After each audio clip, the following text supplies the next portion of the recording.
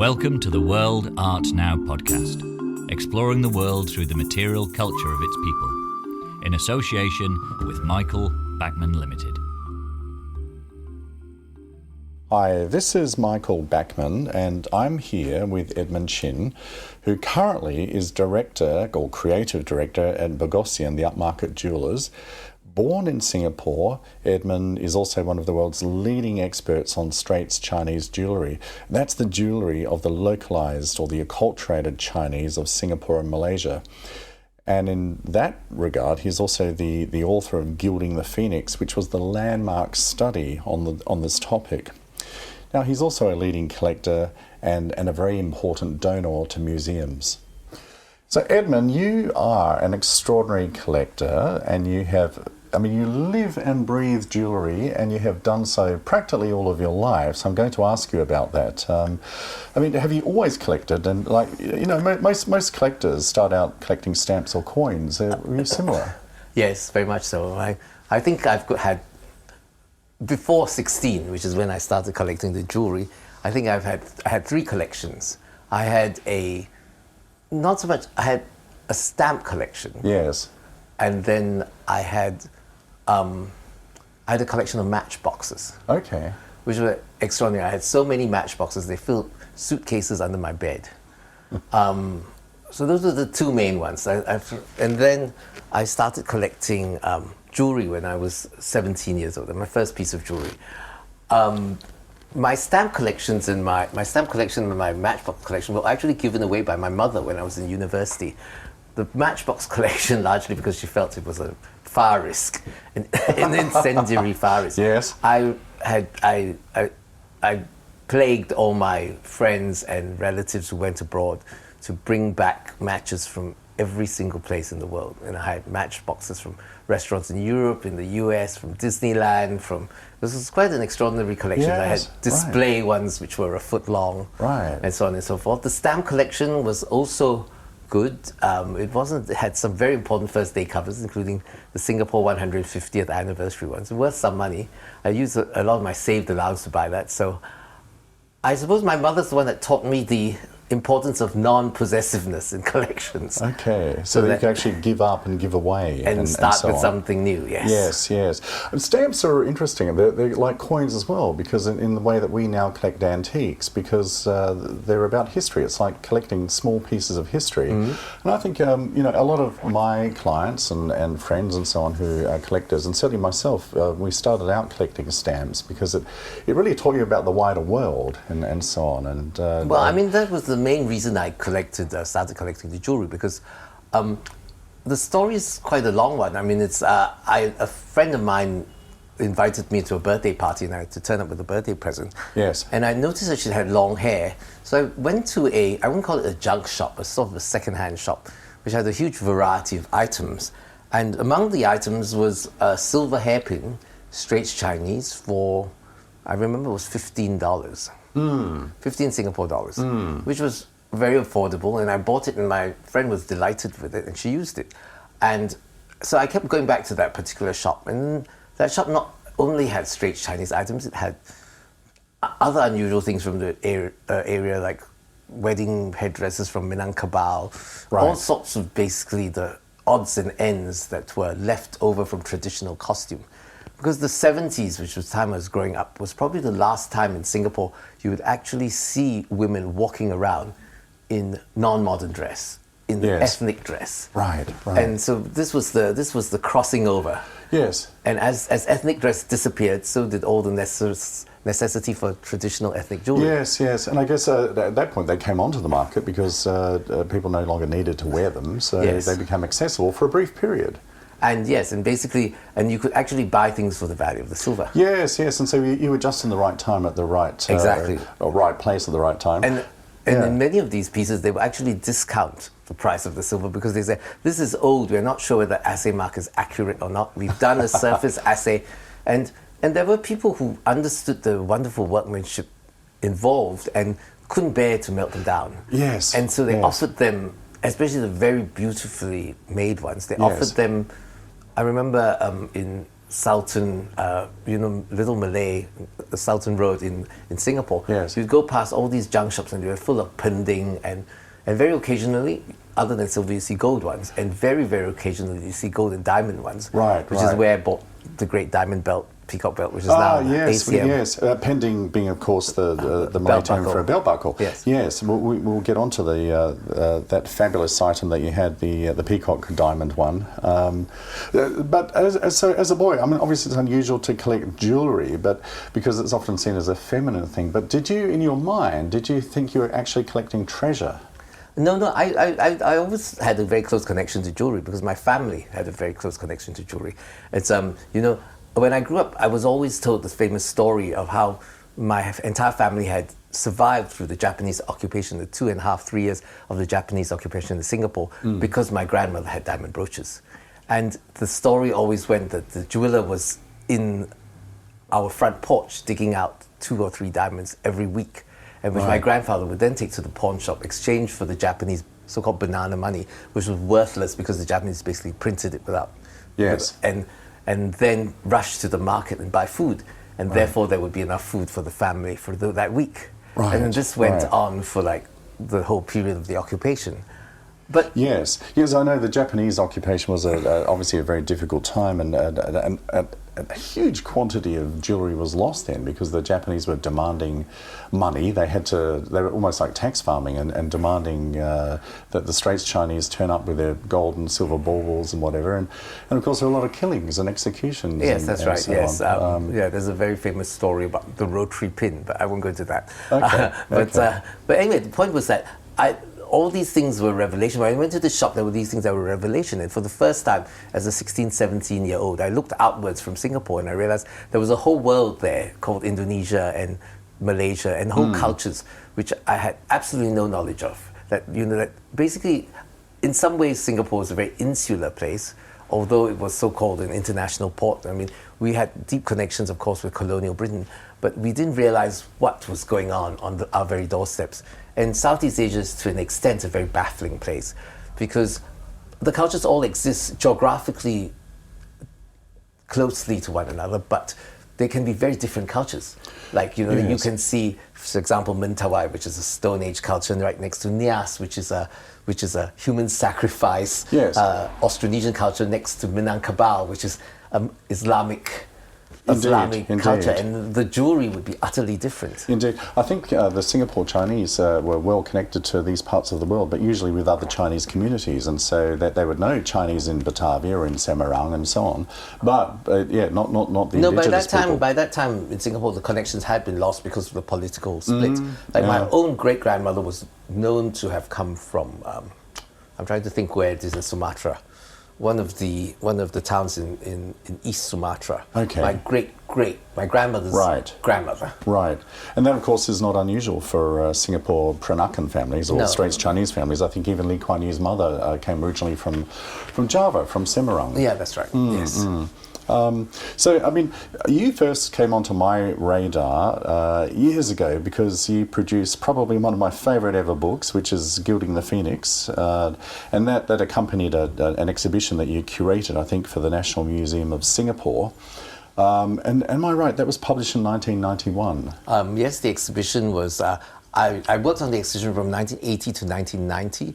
The exhibition ran from 1990 to 1991. Right. The catalogue was actually late. Yes. It actually appeared near the end of the exhibition rather than beginning, but was sold out nevertheless because I think it was the first serious book on the subject. Yeah, absolutely. You put it absolutely, but in front of everyone. How old were you when you did that? I was. How old was I? You must have been very young. 24. 24, and you wrote that book. 25. Maybe. Very precocious. Very precocious. I mean, it's an extraordinary book, and as you say, I mean, no one had done a book like this before. I might also say that it's actually almost impossible now to get hold of that book. Fortunately, I've got one. I almost need to keep it in a safe. Now, the cheapest one, I was looking before you came, actually. I was thinking, how much are these selling for? And I could find one for, I think, $800. Okay, US. that's down. That's down. It used to be 3,000 at one point. Right. But yes, the thing about it is that it was, unfortunately, I think, Because, I mean, the reason why people write books is you want to share knowledge. It was just before the digital revolution. Yes. And that book was done on film. And the Yes. publishers have the film, and I'm not sure what's happened to the film because the publishers subsequently went bankrupt. So I think we've lost the film. Oh no! No, I've often wondered why it hasn't been reprinted because it would sell. People are desperate for it. So I mean, so it's such a landmark book, and it really established this whole sort of genre, along with, of course, the work of Ho Wing Meng, who did the Yes. book on Straits Silver, Chinese yes, of course. silver and porcelain and so on. So I think collectively, you completely provided a narrative for this very important part of Singapore and the other Straits colonies and or settlements in Southeast Asia.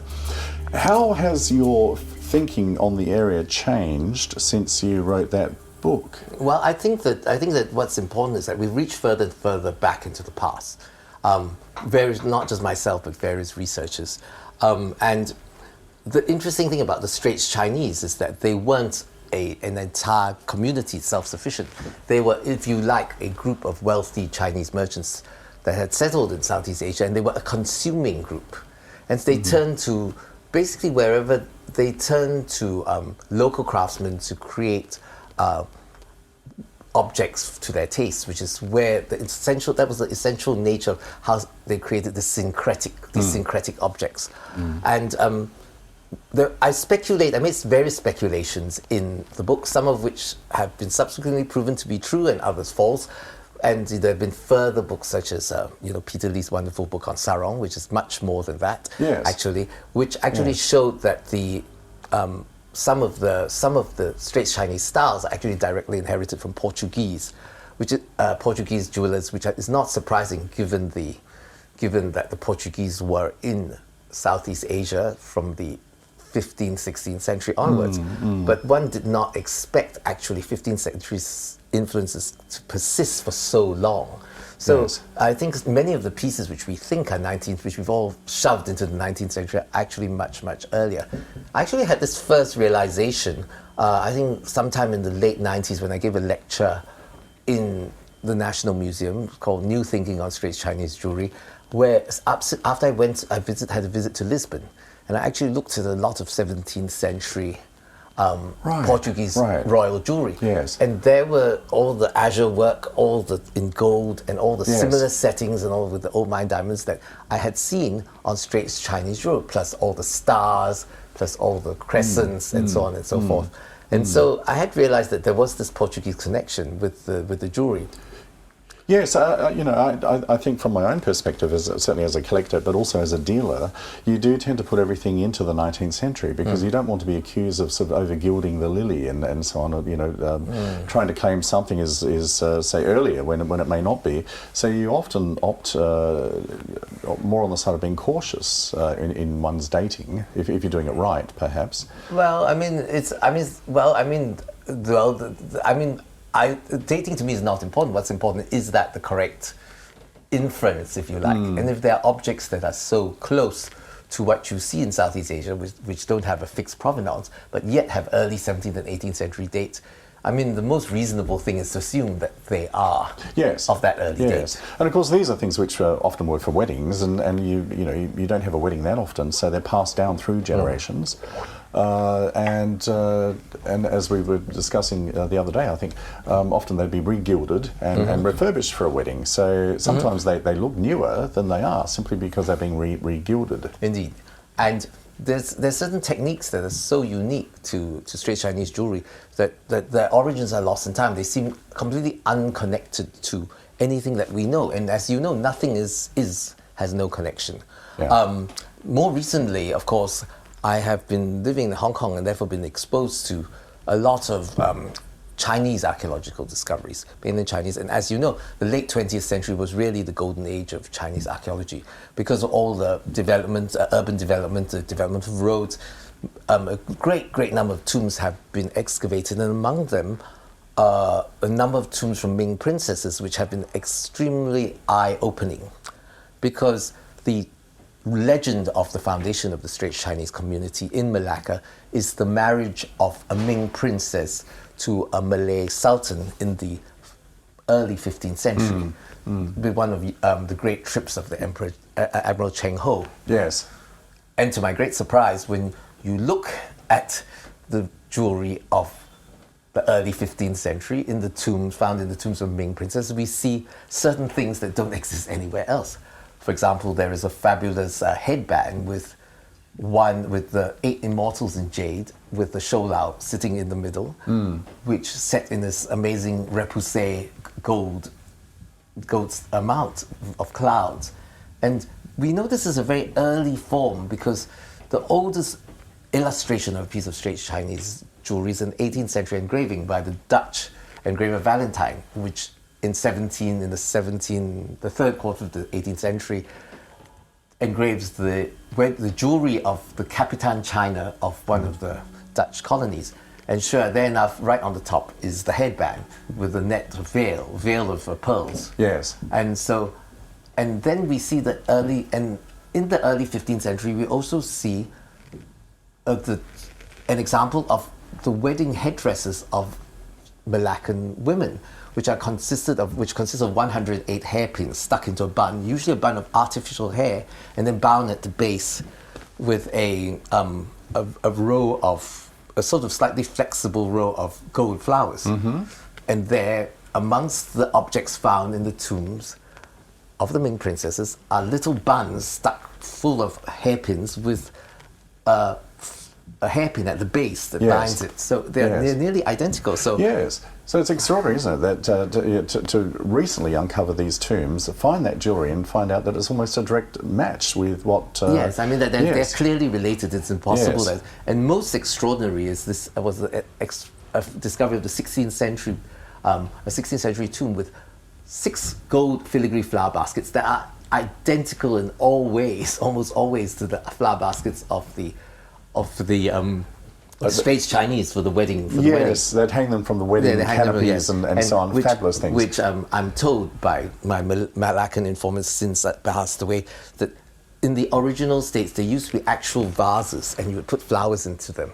Right. And they would be able to hold water. And so there were 2 types. There was the type that was fully filigreed and the type that was hollow with hollow bases and vases, and you stick fragrant flowers into them that actually perfume the bed. Yes. And they'd hang on chains and so on. They hang on elaborate chains, exactly. Yes, serve as like a potpourri, I suppose, for dried flowers, and as you say, if they could hold water. And we don't know these baskets in the later Qing. They don't exist, and we don't know them, and we don't know them in Ming except from this group, these 6 flower baskets found in the tomb. But if you look at the picture of them, it's extraordinary how close they are. Nobody's really known who made those baskets.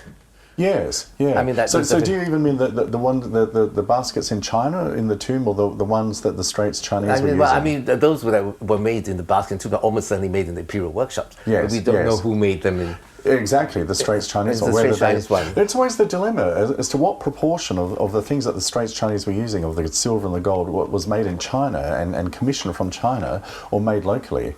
I tend to opt for local production myself, but then other people. No, we have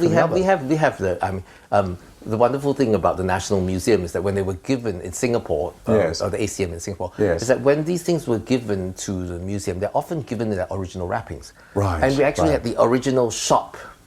The original shop address of Jingfu. But the trouble is, then I went to look for it, by the way. Okay, but was he the maker or just the retailer? Well, we don't know. We don't know. But I mean, it's a Shanghainese address, and I went to look at it, and sure enough, it's in the old silversmiths area of Shanghai, but of course long gone. Okay, right. So we assume, but there are very few baskets that are marked, and the ones that are marked are usually Jingfu, which is. And so we do know that there is probably a comprador of some sort going on, which involves a trade with Shanghai. This, to me, also explains the difference between ceramics in the British Straits settlements and in the Dutch Straits settlements, because you find Straits Chinese ceramics of one type in the British Straits settlements. And in the Dutch Straits settlements, it's complete ceramics of another type. Yes. And the ceramics in the British Straits settlements are clearly related to Jingdezhen, whereas the ones in the Dutch Straits settlements are of a more crude type, Yes. which could have been enameled in Fujian. Yes, so yes. there's obviously a question of two different compradors. Yes, yes. That to me is the interesting. break.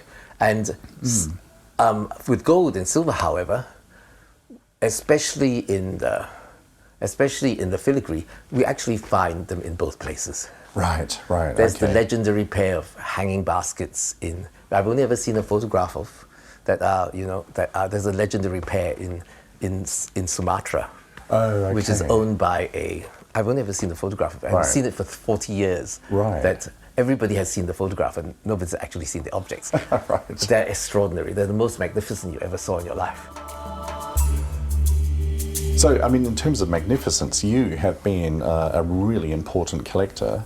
And can you tell us what you've done with your collection? I gave it to the museum. Yeah, to the museum Asian Civilization Museum. in Singapore. Yes, yes. Well, I mean, it's as any collector knows, a collection is not just the sum of its parts. I mean, just the individual pieces. The collection as a collection is greater than the sum of its parts. Yes. It can help. It's and to spend so much time and effort to carefully build a picture, and then to just sell it seems to me like something of a defeat. Yeah, I agree. I mean, to then sell it piece by piece, and so the curatorial aspect is then lost. Yes, it's a defeat. And Yeah. fortunately, I was young enough and I was foolish enough to decide that perhaps one should share one's sort of work of Yes. for 30 years. Yes. I think I was 46 when I gave it away. Okay. Of 30 years with the public, and it's not as though, giving things to big museums like the BM it's a little bit like throwing salt into the sea. Yes. But the Singapore Museum, which is a young museum, Yes. I think it was a good place to put it. I agree. The Asian Civilizations Museum in Singapore is absolutely fantastic because it's not too big, and I think we've all had that feeling. You go to the Met or you go to the British stay 7 Museum. hours. I know. You can just be there forever, and then you need to go back the next day and so on. But the ACM is a very digestible chunk of high quality, well displayed material, and it's fantastic for that reason. And of course, one of the things that they have, which is one of the most extraordinary pieces of Straits Chinese jewellery anyone's ever seen, is a belt, which is completely smothered in diamonds. I think there's something like 75 carats of brilliant cut diamonds, all arrayed with a central phoenix around on the buckle, and then the diamonds go all the way around. I think all set in gold. Yes. And that is a gift that came from you. Yes, indeed. It's like was my most important purchase that I made.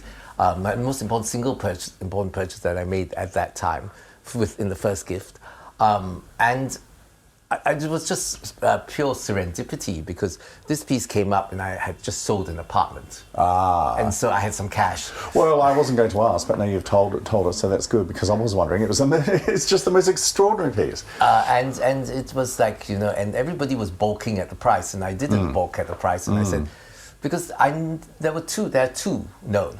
Right. Because I hadn't done the exhibition yet. I was in the middle of doing the exhibition, I think. Right. And I thought, well, this is the crowning glory of the exhibition. Yes. So I had to have it. There are two known because the other one was known from the Chia family, and that belt buckle is now known to be in the collection of the Sultan of Johor, whom we tried desperately to approach to lend pieces to Gilding the Phoenix, but unfortunately not successful. Hopefully it will come to light one day. And this was the other diamond. It's always been a conundrum, that piece, because, Yes. as I said, nowadays we see many belt buckles with diamonds in it, but perhaps not of such great age. But this particular piece... Right, quite so. You probably spawned a mini industry, I think, with that piece, by bringing it to light. But yes, it is... The conundrum lies in the fact that it came from a family. They were all from one family, obviously very wealthy in the past, whose surname began with the letter G, because the croissant that accompanied it was the G. Okay. So the croissant being the brooches to hold ladies' blouses together. Yes. And I've asked and never been able to discover. But so is this a Singapore family or? The source was from the son of a very well-known pawn shop dealer. Right. Okay. In Singapore. In Singapore, it's interesting because so that doesn't mean, I suppose, that and nobody has ever come forward to claim who to mention that it was I mean, there. it's always struck me as being Indonesian Chinese because it's just so over the top and more to their taste. But they may not. But then with all of the intermarriage and so on, who knows? Indeed. But then the other second. The second question is the hallmark, because it's hallmark N and Z, which is almost certainly a Dutch name. Yes. There are no Zs in Sinhalese names, and there are no Zs and the identity of N and Z remains a complete mystery.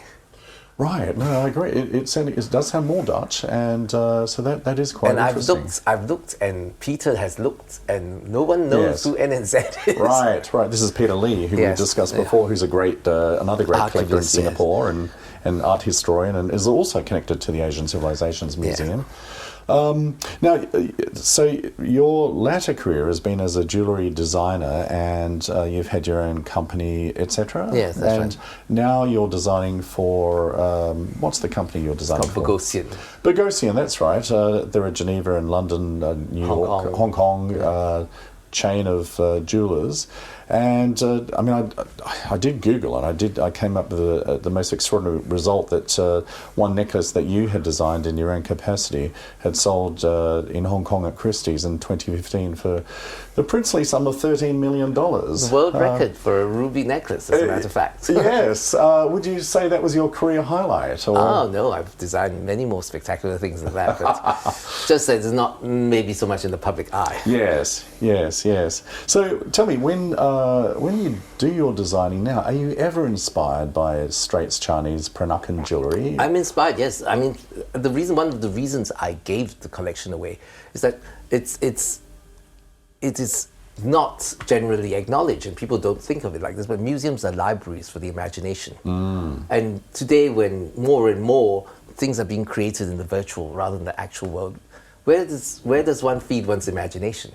Because even if you go on, say, a game, and you look at the architecture, you look at what people are wearing, you look at the styling, it all comes from somewhere. And rather than for people to be just taking influences unconsciously, the museum's the opportunity to actually go and study and be conscious about what is.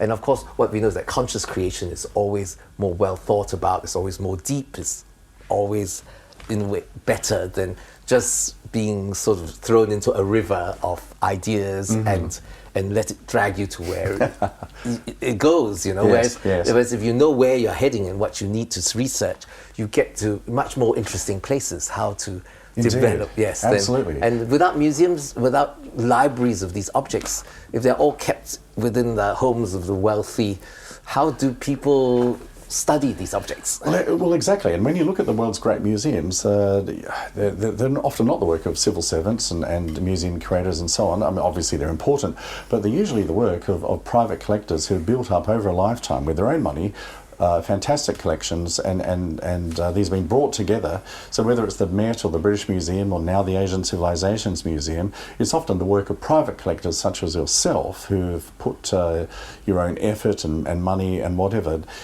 over a lifetime into building up the collections, which is so important compared to, say, over someone's... Well, I think you have both. I think you do have both. Okay. I think you do have visionary curators who can put together great museums, but I think you also have visionary collectors. Yes. And I think there's a place for each, certainly. Absolutely. And I think Southeast Asia is very under the radar as far as world civilizations are concerned. You know, it's because of how complicated it is culturally, because it's a non-contiguous landmass where the roads were seas rather than land roads. Yep. And that the fact that you have these different cultures existing side by side, that this mosaic of cultures, that to me makes it actually more interesting rather than less. Very much. But I think people crave simplicity, a capital city, a single timeline. I think people crave this kind of simplicity. This is the old-fashioned idea of history. But if you look at Southeast Asia, you have a much more a very different type of history. Yeah, that's a very good point, because people often want to sort of retrospectively straitjacket history and culture, and sort of say, oh no, it was only ever like this, or it was only ever like that, and so on. But when of course cultures were much more eclectic in terms of how they were influenced and so on. People often forget that, and collectors sometimes do as well. And no place more eclectic than Southeast Asia. Absolutely. Well, Edmond, this is absolutely fantastic to have had this opportunity to talk with you today, and I really appreciate it very much. No, thank you. Thank you very much. You have been listening to the World Art Now podcast in association with Michael Backman Limited. To hear more, visit worldartnow.com.